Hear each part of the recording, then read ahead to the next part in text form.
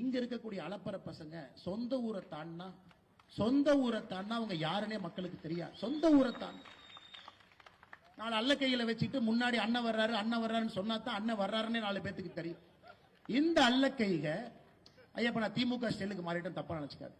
இந்த அல்ல கைக பாரத பிரதமர் நரேந்திர மோடி அவர்களை பார்த்து குற்றம் சுமத்துறாங்க. உதயநிதி ஸ்டாலின் சொல்றாரு, நேற்று முன்தினம் மோடி மட்டும் தமிழ்நாட்டுக்கு வந்தாருன்னா முதல்ல நாங்க கோ பேக் மோடின்னு சொன்னோம், நாங்க இன்னைக்கு கெட் அவுட் மோடின்னு சொல்லுவோம். அப்படி உதயநிதி ஸ்டாலினுக்கு நான் சொல்றேன், நீ சரியான ஆளா இருந்தா, சரியான ஆளா நீ இருந்தீங்கன்னா உன் வாயிலிருந்து கெட் அவுட் மோடி நீ சொல்லிப்பார். இல்ல எங்க அப்பா முதலமைச்சர், எங்க தாத்தா 5 முறை முதலமைச்சர், நீ சொல்லி பாடுறா பார்க்கலாம். நீ சொல்லிப்பார். நான் சொல்றேன், நீ சொல்லிப்பார்.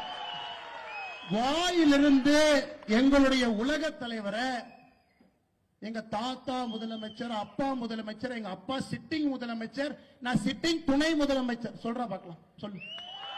நீ மந்தாளத்து கேட்ல சொன்ன 2 நாட்களுக்கு முன்பு நீ என்ன சொன்ன? சென்னையில கெட் அவுட் மோடி, வெளியே போடா மோடின்னு சொல்லுவாராம். உன் வீட்டுக்கு வெளியே வந்து பால்டாயில் பாபு போஸ்ட் ஒட்டிட்டு வரும். நீ சொல்லுகின்ற அதே பாஷையிலே நான் பேசு. உனக்கு ஒரு உலக தலைவரை மதிக்க தெரியல, ஒரு கத்துக்குட்டி. நீ கத்துக்குட்டி. காலையில 11:30 மணிக்கு தான் உன் மேல வெயிலே படும். நீ சூரியனை நேரா பார்த்தது கூட கிடையாது.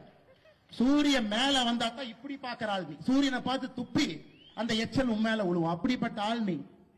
3:30 மணிக்கு பிரம்ம முகூர்த்தத்தில் எந்திரிச்சு யோகா பண்ணிட்டு 5 மணிக்கு ஃபைல திறந்து இந்த நாட்டை ஆட்சி பண்ற ஆள்கிட்ட 11:30 மணிக்கு எந்திரிச்சு நட்ட நடுவுல மேல சூரியன் இருந்து உழுவுற உனக்கே இவ்வளவு திமிர் இருந்தா, சாதாரண நடுத்தர மக்கள் உழைத்து நாட்டை உருவாக்கக்கூடிய மக்களுக்கு எவ்வளவு திமிர்?